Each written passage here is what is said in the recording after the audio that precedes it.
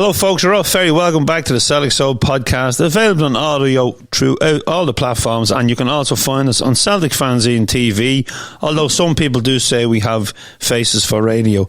Joined again this week by the ever present on the show these days, Matt McGlone, editor of The Alternative View.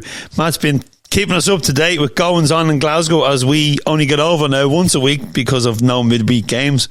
But we will be back before the end of the season when we head to Dundee for the Dundee United game. Matt, you're very welcome back to the podcast. Thank you, Andrew. I always like being on the show. And last week we spoke about Ross County and about the Rangers game. And now the Rangers game has passed. Matt, how do you think we done? Well, I think the important thing was that we didn't lose the game. I think we all have really high expectations after we beat them 3-0 at half-time, a couple of months ago. And then we beat them again at Ibrox. And then we actually drew the cup game in 90 minutes and lost it in extra time, obviously.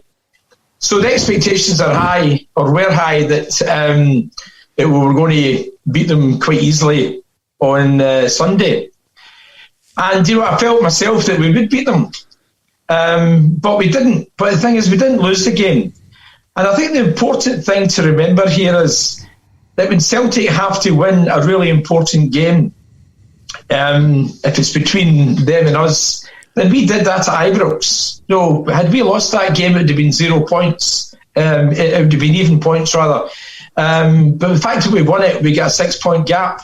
And we've maintained that 6-point gap. I remember one of the Rangers players, some no-mark, I think it was Maurice Ross or somebody, maybe manager of Cowdenbeath, saying Celtic are bumping their gums and they've only been top of the league for 5 minutes. Well, we've been top of the league for quite a while now, and we went to Ibrox and won a must-win game. The difference is that Rangers had to win at Celtic Park on Sunday, and they couldn't do it. So, I'm not too disappointed. Expectations, when they're high, always give you an unrealistic view of what the actual situation is. And I think we're all a bit guilty of that. But hey, we're 6 points ahead. There's 9 to play for. Who's going to beat us now? And that huge goal difference as well. Absolutely. The goal difference is a point, obviously. So, yeah, Saturday, Hearts, why not? They have to be lucky all the time. We don't. So, as in Rangers. So, I think the pressure's obviously on them. But I still say there's a job to be done. We really don't want to be thinking it's won yet, because it's not. We've got to win it. And Saturday, I think, we can take a giant step towards that. Yeah, the build-up to the game was the usual, wall-to-wall coverage, newspapers, mainstream media, fan media. It was like so much to take. And I just thought, I didn't feel nervous coming up to the game, but I have to say, Matt, I did not enjoy the game. I enjoyed our goal. I just was so tense throughout the whole game. It was just like, with so much riding on it. There's so many players who have never won anything before in the Celtic team. To win a league, it's over the course of a season, but there's ups and downs. A lot of mental strength needed in that. And I was nervous, didn't enjoy the game, and I normally do enjoy the game, especially when we win.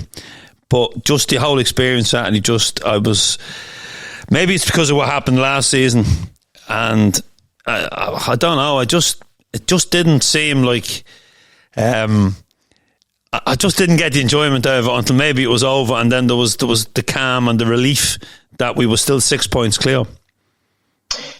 Yeah, well, I can't think I enjoyed the last 20 minutes. That's for sure. My father was sitting left and right of me saying, "Is your heart okay? Sunday just fine." But, I think you've hit the nail right in the head there. It takes great mental strength to get over the line. And we have to remember that, these players have all been thrown together over the course of one season. I mean, that is pretty special. I'm quite sure that Ange is only 60% into his rebuild. I think we're seeing a team that is 60% the way he wants it. I think we'll add 3 or 4 more at least in the summer to maybe bulk it up a bit. And I think that's the difference when it comes to games like this at the end of the season. You know, they've had a team together 3 or 4 years now. And, you know, they won it last year. So you'd think they'd have to have some kind of mentality to get over the line. We've got a lot of boys that, you know, haven't won leagues and haven't won things. And when you put them all together in one season, the frailties of that plan is going to show up at some point, because they're not seasoned, hardened guys who have been down the line and know how to get over the line. Plus, there's the tiredness effect. You know, if you're to take, you know, Matt O'Reilly, for example, comes from MK Dons, you know, a couple of leagues away, no huge expectations. To expect him to come into Celtic and just be a Celtic player immediately is a tall order. A lot of players have to grow into a club. They have to grow into the expectations and the fitness levels and everything else. So, you know, I always go back to the fact that these lads have just been thrown together for less than 12 months, 8 months, over 2 transfer windows. Hardly knew their teammates, a lot of them coming from Japan. I mean, they're talking about the amount of games that Rangers have played. They're Japanese boys. The 3 of them have more or less played most of the games. And their season finished in January. And they've played right through. So they're actually playing through their close season at the minute. So there's got to be give and take there as well. I just think that when the season's over, there'll be a huge sigh of relief from Ange to sort of say, wow, we've done it. And hopefully, you know, we'll be winning two trophies, the Championship trophy and the League Cup already in the bag. And then he's got to say, well, we did that, you know, with a team just cobbled together. Next year, we're going to have strength and depth. And games like Saturday will be a bit more reassuring for the health and mentality of you and I and hundreds of thousands of other Celtic fans. Yeah, you mentioned Matt O'Reilly there. We spoke last week about, you know, that position being up for grabs. And he got the nod ahead of Rogic this time. So there's still competition in that place. But I think we've seen who Ange's first choice striker is. You know, Kyogo got the nod. And he worked his ass off, as did Maida. And Jota, who is coming into just a nice bit of form at the moment, and he gets the opening goal. So, you know, you couldn't have there could be no arguments with the team selection. No arguments at all with the team selection. Pretty much thought that would be the team. It was a toss-up whether it was Tom Rogic or Matt O'Reilly, you're right. And he went for Matt on this occasion. But on other occasions, they might go for Tom. You know, in a big game like that, I think he'll move that around. The game does change when Giakoumakis comes on. I mean, you saw it yourself.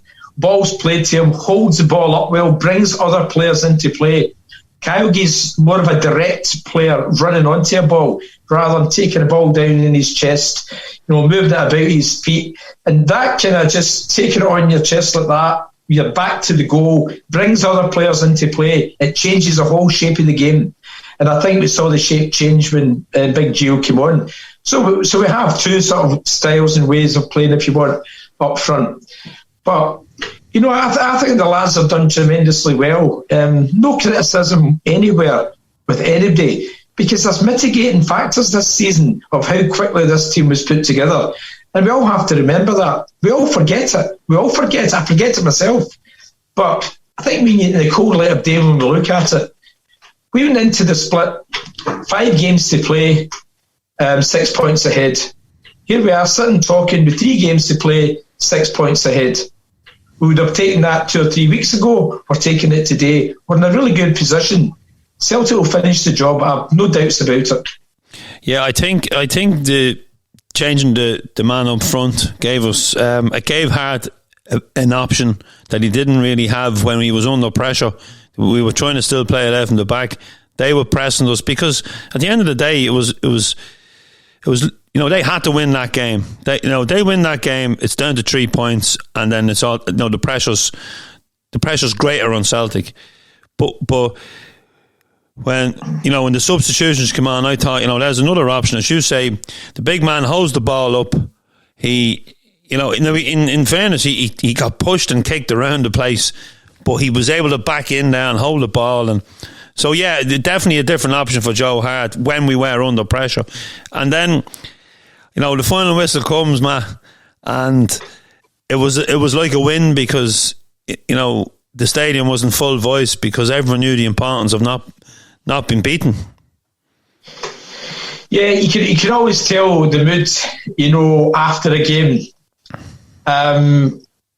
Walking down the Gallagate after the game on Sunday with my son, I'm listening to the chitter-chatter of fans as we're talking. There's flag sellers out selling all their gear, and there was a slightly, wouldn't say subdued, but it wasn't dancing down the Gallagate. But people were pretty settled. I'd say they were settled. They were chatting about the game, and I was saying, we've got 3 games to clinch this now.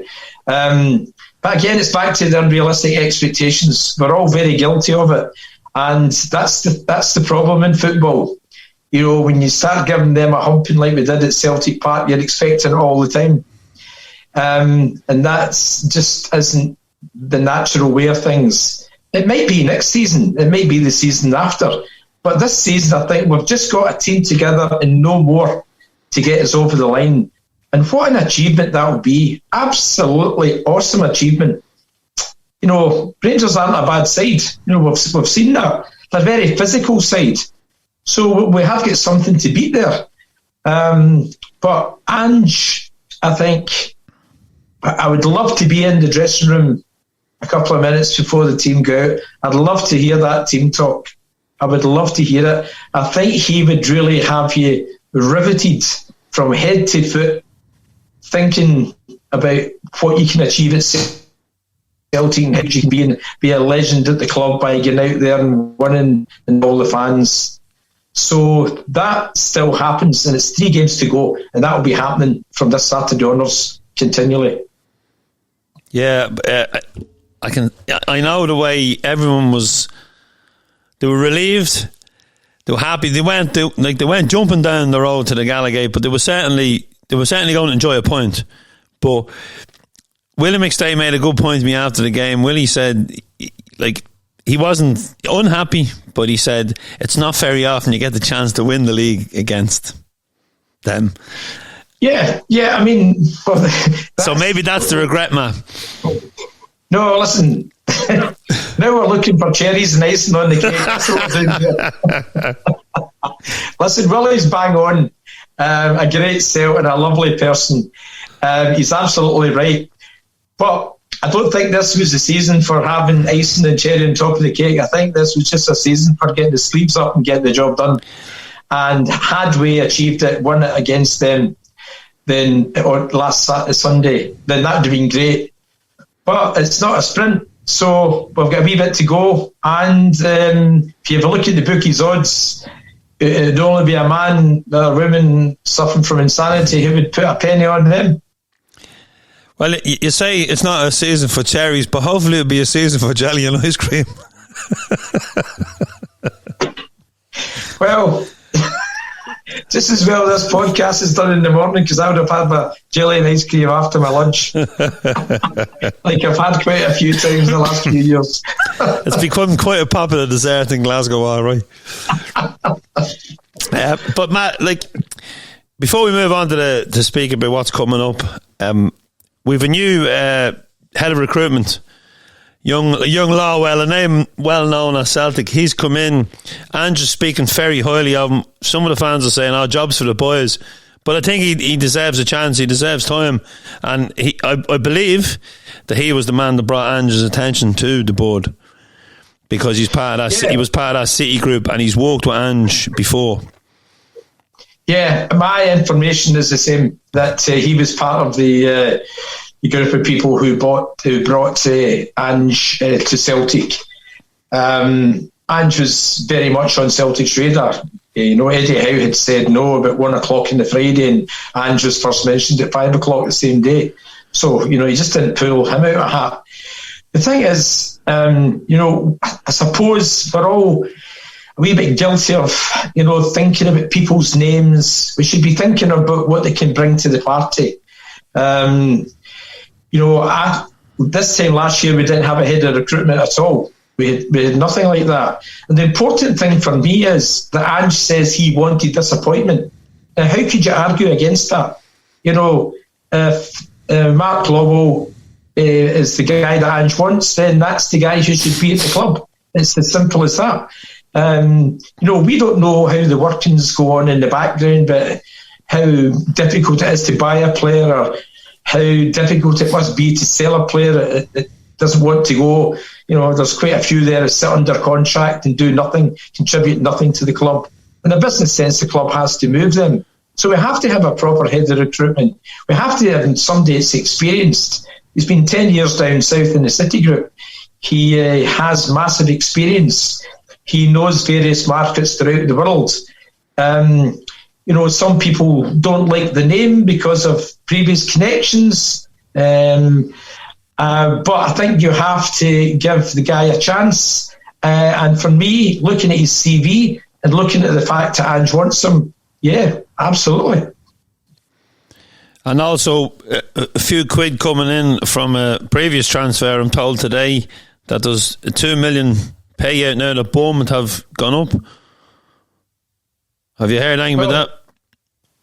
Yeah, well, I mean, these are all... I mean, I do see the chat all the time on social media, and no, I haven't seen anything official from that. Yeah. But, I mean, £2 million, just thinking about a jelly and ice cream that can buy. You know, I mean... But that's down to good business when the player's been moved on.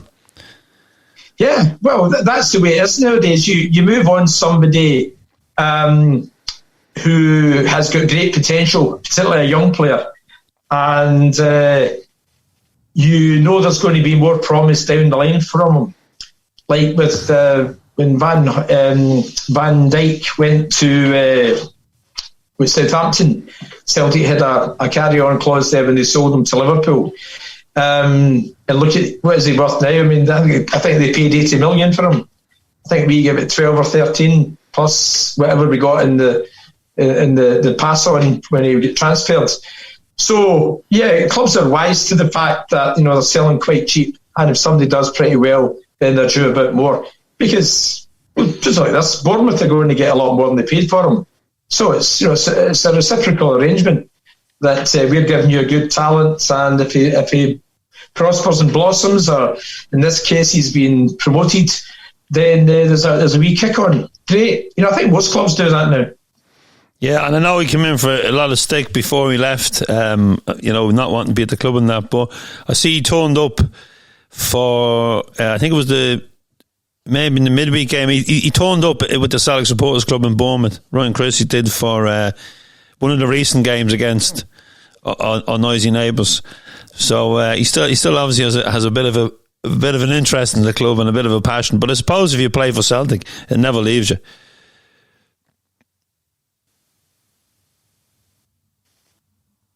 Can you hear me, Matt? No, you just went there. No, I was just saying about Ryan Christie. He was with the Bournemouth Celtic Supporters Club for one of the recent games against us. Yeah, and so he should be there. Why not? I mean, his father played for Celtic. I'm pretty sure the lad is a Celtic fan. You know, Ryan, I don't have any problem with players leaving Celtic because Ange takes the point of view that he's only interested in developing and helping players that want to be there. So I would put, say, Ryan into what you would call a career footballer, a bit like Stuart Armstrong was. You know, want to make as much money from the game and maybe want to play in a better league. I wouldn't stay at a higher level because Celtic is a high level, and in Europe that's a high level, and you're unlikely to get European football at Bournemouth or Southampton. Although it's possible, but unlikely. So it is a better league, and there's more money there. So I would class them as sort of career footballers rather than guys that are just dying to play for Celtic. But yeah, it's good that he turned up, and I'm sure he enjoyed himself. You know, I think, you know, when you leave Celtic, they never actually leave you, to be honest with you. I think even players that come in from abroad that don't know Celtic, you know, I think that every night they go to their bed or they think about their careers, Celtic will never be far from their thoughts. Because to be at our club is a fantastic experience. I saw Stan Collymore talking yesterday saying Celtic's not a football club. It's a way of life, it's a way of thinking, it's a way you are as a person. And, I think that's absolutely bang on. And I'm sure that when you come to the club, if not a Celtic fan, I'm not talking about Ryan Christie because he was, but if you come to the club not as a Celtic fan, you're going to feel the emotion and the feeling of what this club's all about. It's not just about winning. It's about how we win, and it's about how we think and about how we feel, about how we enjoy ourselves. So if you get a chance to play for Celtic, I'm pretty sure it never leaves you. Never. Yeah, and it's funny you say Stan Collymore because we had John Terry at the game with a Celtic scarf on, upsetting the Rangers boys and girls because he was pinning his colours to Celtic, which I didn't know Terry had an interest in us. But I bumped into Trevor Sinclair in the Ardor Hotel. He was having a pint of stout before he went up. I think he was doing an interview with Celtic TV. Only his second game, and he loves it. He spoke so highly of Celtic, and then Kieran Clark, the Newcastle player, he was also there, and I've seen him a few times up in Glasgow watching the Celts, So yeah, we seem to be attracting a lot of interest from players from other clubs as well, because as you say, it is a special club and it is more than just a football club. Well, I'm sure all these guys that you're talking about that have been dying to play for Celtic. John Terry was up during playing in, was it John Kennedy's testimonial? I think it was. If it wasn't that, it was maybe again for Stan Petrov. But he was up playing for Celtic then. I don't know what team he supports. To be honest with you, things like that, players come up for England, standing in the stand with a scarf around their neck, sort of sitting on them like a shawl, not tied up. I just say, fair enough, whatever. If you love us and you like it, that's great. It doesn't alter my day, Yeah. I suppose it's all about the players on the pitch, but I love it when I see the effect it has on people. It just really does upset opposing fans. Aye, well, that's all. That's for me. That's all a sideshow, that's a sideshow, and yeah, it's all about fun, isn't it? Aye. Now there was talking about division fans. There was a few seats broken and a bit of handbags at 10 paces after the game. I was told by a steward that there was a couple of stewards injured as well. 700 in the ground, 700 of us go to Ibrox. The debate will start again now. Is it worth letting them in? Is it worth us taking the tickets? Well, I'm sure you do this yourself. The day after the game, you catch up with a couple of pals, you have a post-mortem about everything that's went on. And that was one of the things that we discussed. I've got two ways of looking at this. You could easily say that going on previous behaviour of toilets being smashed and sinks and stuff pulled off the wall and ceilings being pulled down, which is absolutely disgusting base behaviour from any human being. And now, there's a sort of video of seats flying into Celtic fans and all sorts of stuff. So, I find it all pretty depressing. What I would say on that point is, let's forget it. We have better fun when you're not here. And if we don't go to your place, then we're not putting our fans at risk either. Now, that's one way of looking at it. But I also take on a bigger picture than just my opinion. The bigger picture, I think Ange quite liked, and it helped the team beat Rangers in the last game 2-1 when they ran out and they saw some friendly faces. I think psychologically, particularly for a young team coming out and having a focal point to run over to where the Celtic fans were, gives you something. It must give you some kind of encouragement, a boost, that not every single person in that stadium hates your guts. It must be that area there is a beam of positivity. There's a light in all this darkness, and it's right in that bit there, 700 Celtic fans. So, I can understand why Ange might want that, and I'm sure Ange would be party to some of the discussions as to whether we take or give tickets. What I find, and I've found this for years, Celtic are sometimes a wee bit slow on the attack. I don't even think I was home after the game and I see that Rangers had put out another statement FC, another statement saying that they're disappointed that their fans are subjected to blah, blah, blah, and that they're disappointed in the police's response, blah, blah, blah. And my first thought is, hang on a second, when we were at your place a few weeks ago, one of our backroom team had his head split open. Celtic didn't put a statement out. We couldn't start the second half because glass was thrown onto the pitch, all from the home support, their support. And we said next to nothing. When Andrew was asked the press conference, they brushed it off and just wanted to talk about football. Celtic didn't put a statement out there. And then now we have, who knows who started it, but from the video I saw, it didn't seem to be coming from our end. I'm not saying I saw the entire video, but it certainly didn't look like the Rangers fans were victims here. I've got to tell you that. So with all that going on, you know, I find the whole thing pretty depressing. But I think from now on, any incidents at Ibrox that we unfortunately suffer, Celtic have to come out after the game and say it, because it's not a nice feeling seeing them put statement after statement out when we're being diplomatic when it's the other way around. Yeah, you say it's depressing. I suppose it is depressing, but yeah, Celtic should have got the statement out after Ibrox because they got one out on Sunday, and a couple of weeks too late, Matt.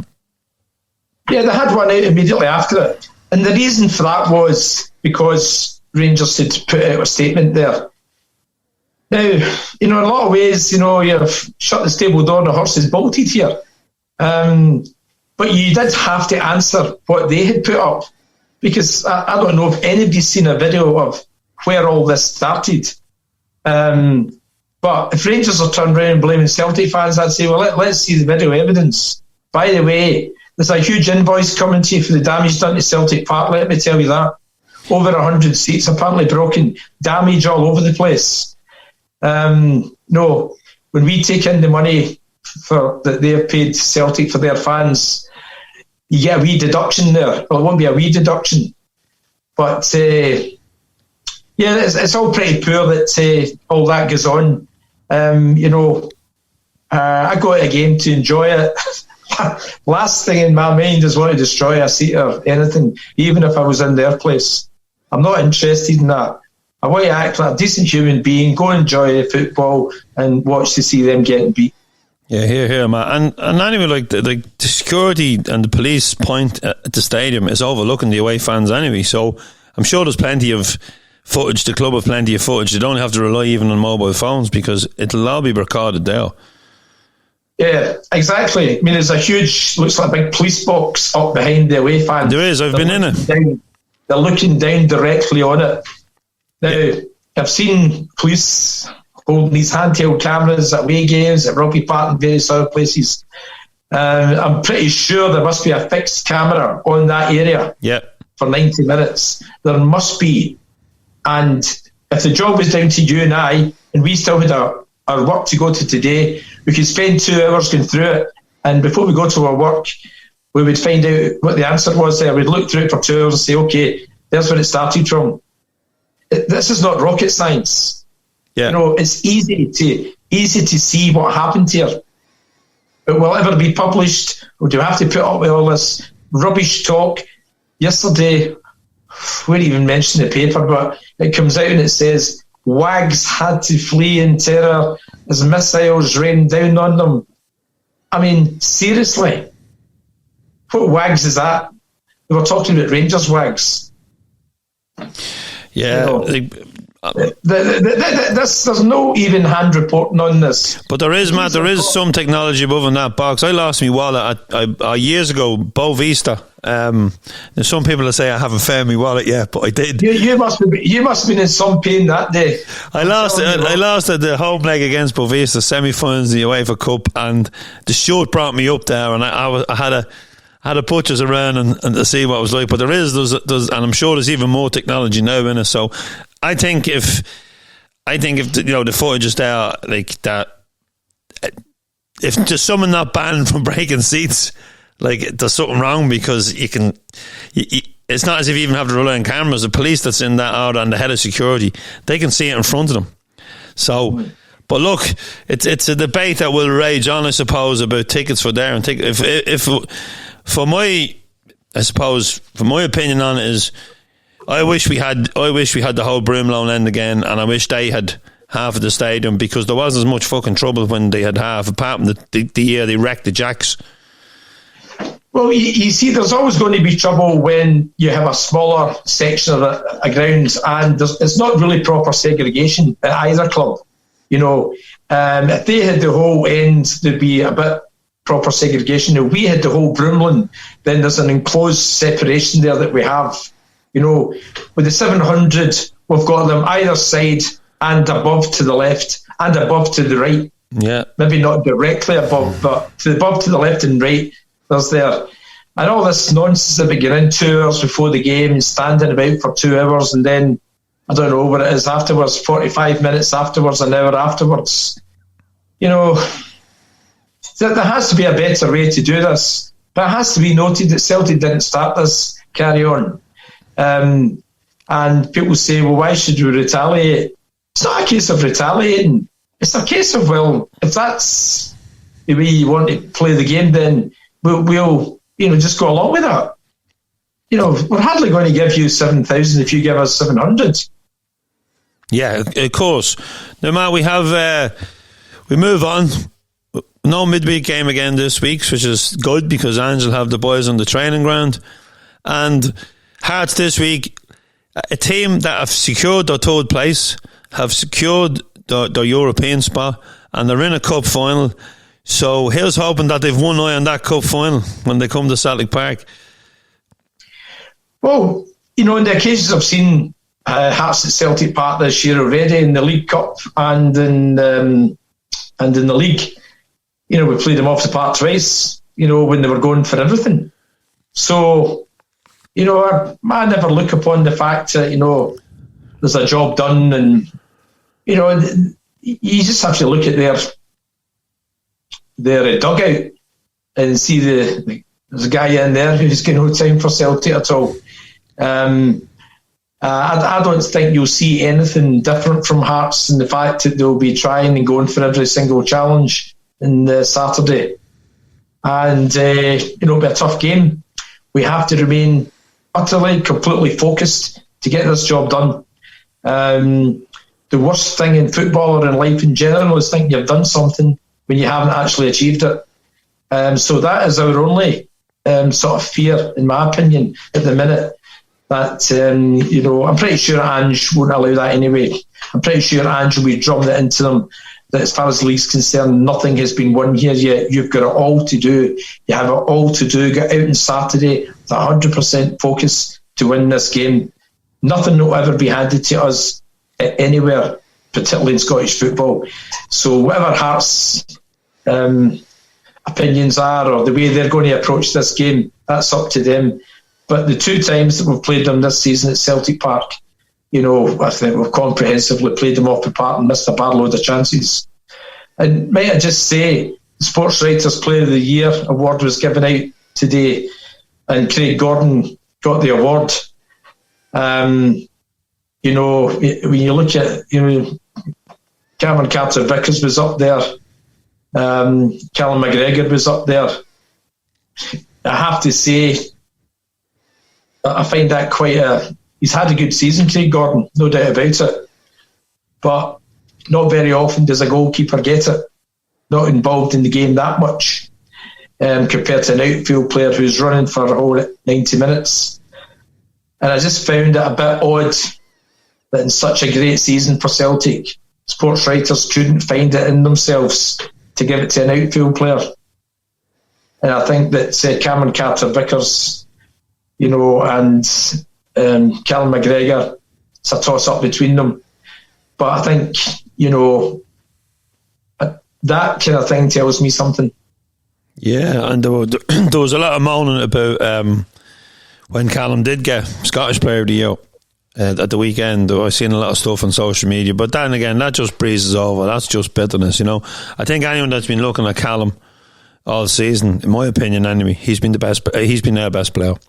Calder Vickers had a really good season and really impressed us.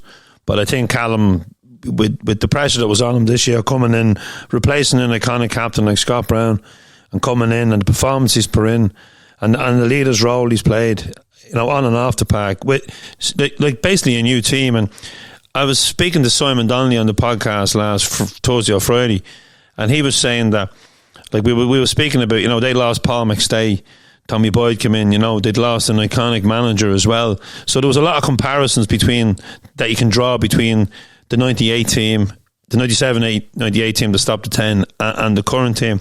And it's funny when you say it now. The run in, there's nothing won, and it went to the last day of the season that time, even though there was chances to win it before it. So man, I'm taking nothing for granted, and I'm hoping for 3 points on Saturday. And then Rangers play the following day, is it? Dundee United, Ibrox. So let's hope let's hope that's it's done and dusted on Saturday. Bar with the goal difference, that'll be us. It won't be done and dusted, but it'll be just almost over the line, won't it? Yeah. 19 goal advantage, 2 games to play and being even in points. I don't think there's ever been a collapse in any football league in the world, which has happened under those circumstances. Being so far ahead. But I always have the opinion, and I've seen it before. You've seen it when we came back from Seville. We went to Rugby Park, and it was a case of how many did Rangers have to score against Dunfermline, and they got what they wanted. I don't think if they went into the last game of the season, needing 15 goals, they'd get them, but but you never know. I'm sure the opposition might be looking the other way at some of the challenges going in anyway. They might be looking at who the referee is as well.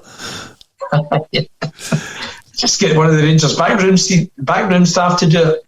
Matt, I just want to rewind on something you said earlier on about when we were speaking about players leaving and the few quid we got off them, especially Virgil van Dijk, and he's gone on to be, probably the best centre half in the world, in probably the one of the best, if not the best team in Europe at the moment.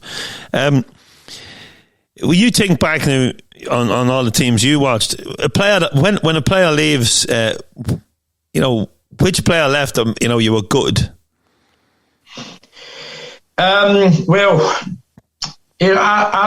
really loved Davy Hay, because Davy Hay to me epitomised everything. Davy Hay was originally a fullback, became a midfield player. He epitomised everything to me of a guy in the midfield area. He was a great tackler. He was solid. Opposition players knew what you were up against. He was a guy you could always depend on. I like players you can always depend on. So I was gutted when Davy Hay left. I was quite young at the time, but really gutted. And when Kenny left as well, when Kenny went to Liverpool, I suppose having seen a few go before him, it was an inevitability that Kenny was going to go to a better league. And, he's went on to become an absolute legend. At Liverpool, he's loved and adored there. I always think back, I knew that Larsson was going to go. He'd said almost a year in advance that he was going to go and at the end of his contract. And, the lure of Barcelona late on in your career is obviously something, and the guy who gave us absolutely great service. But, I suppose, Davy Hay and Kenny. 2 good ones. They were just really great players, and for different reasons. Kenny was a very creative player. Davy was a player who muscled up in the midfield, and I've got to know Davy pretty well over the years, and off the park. You won't meet a quieter guy. You won't meet a quieter guy off the park. But on the park, he was completely different. And, nerves of steel, and I just found that, for me, a typical great midfielder. Yeah, and David Potter says when Kenny Dalglish left the club, he knew then that the ambition to win another European Cup was gone, because the board, he said, had no ambition when they released a player like that, So that's, and David knows his stuff about the history of the club. So yeah, I always remember David saying that to me. Yeah, hey on Dalglish, and I suppose in the last one to kind of leave where there was a bit of disappointment was Kieran Tierney. But Kieran went for, life-changing money, I'd imagine. Well, I was told a story by somebody who would know that Kieran Tierney didn't actually want to leave Celtic initially. Now, obviously, this is a moving situation, the initial approach and then what happens, Celtic looking at the money, etc. And I heard that he was in tears when he was actually told that Celtic wanted the transfer fee, 25 million. And there was an opinion held within Celtic Park that getting 25 million for a fullback who had been injured a fair bit for the 2 or 3 previous seasons was a good move. And from what I'm told, and I would say it's from very good authority who would know, they told me that Kieran was in tears when he was sort of given the news that it looked like, this might not be your decision. This might be a club's decision to sell you. So there's a lot of things the fans don't know. We all think, he's just left for more money. But there's heartbreaking pain in there when somebody has to make a decision like that. Or if the decision's made for you. I have to say, if you or I were good enough to be footballers and were playing for Celtic, it would be fantastic. But if somebody came along to me and said, let's make you get really good money for you, don't actually want you here, we'd rather have the money. How could you feel wanted? When somebody says, you're really, really good, but we want the cash first. You have to put yourself in the position of the player there. And I think, that's probably happened down the line, for quite a long time in Celtic's history. Get back to the point you made there about David Potter. Yeah, it's a good point. I've often thought about this. Why did we not capitalise from 1967 onwards? We're in the final again 3 years later. We beat the best team, we were told, in Britain for loads and loads of years, Leeds United in the semi-final. Why did we not really capitalise after that? Well, I think it was round about at that point. Celtic just sort of said, we're not going to really compete to become a real major club. Because I think at that point, it was pretty even Steven as far as how much finance was going around. There wasn't as big gates in England as there was in Scotland. We had huge gates. And there wasn't TV money coming into the game at the time. So it was all pretty much even playing field. And it was the same in Europe. If you look at Ajax, Ajax went down the line of always breeding younger players to try and win major trophies and then to sell on. We, I think, just became a club that if we got a decent price for a player, the old board would take it. You have to look at how much money has disappeared during those times when we had gates 60, 70,000 at Celtic Park in umpteen cup finals. Fantastic crowds at home in Europe. Why didn't we capitalise? It wasn't because there wasn't any money there. There was a lot of money. There was more money coming into Celtic at that time, over that period, than there would be coming into a lot of clubs in England. And a lot of them capitalised, but we didn't. Celtic, I'm afraid, became a purpose for other people rather than for what the good of the club was to get. Yeah, interesting, Matt, to hear you saying that, because obviously you said you were a young man back then, and I was baby when this stuff was happening. But yeah, it just, and maybe David does have a point, because you've kind of just embellished on it as well. And I'm glad I asked the question, because it's one that always comes up when players move on. So listen, Matt, it's been an absolute pleasure as always to chat to you, and especially early in the morning. We've recorded this early in the morning, so we're fresh, although I'm still a bit tired after the weekend, to tell you the truth. It takes a lot out of you, doesn't it? Yeah, I mean, I've tried to over the years to sort myself out, when it comes to Celtic Rangers games. And there's no other game, even huge games in Europe, that get you so into a metamorphosed state in mind and in body. And I said to my son after the game, it takes you about 2 or 3 hours to come down and just sort of feel settled and your stomach's okay and you're normal. I'm fine before the game, and the run up to the games, I just always look at it that what have they got, what have we got? There's nothing I can do to change that in between. But when you go through 90 minutes, particularly this 25 minutes of the second half, it's nice to almighty. It takes a while to come down.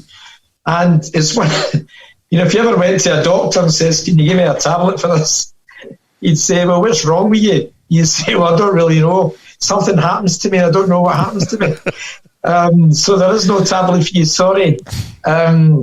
It grips your entire body and your mind, and it makes you feel really different.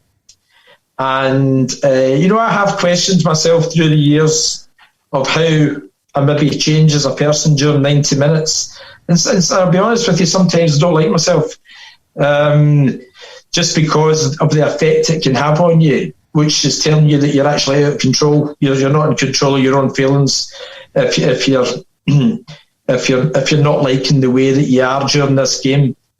But I've certainly managed it a lot better in recent years than I was when I was younger.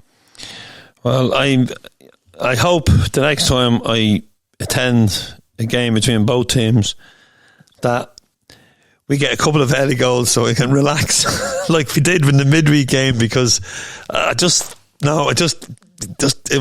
one of the worst. Just with so much riding, as I said earlier on. But anyway, folks, thanks very much for listening. Don't forget to buy the alternative view and More Than 90 Minutes fanzines.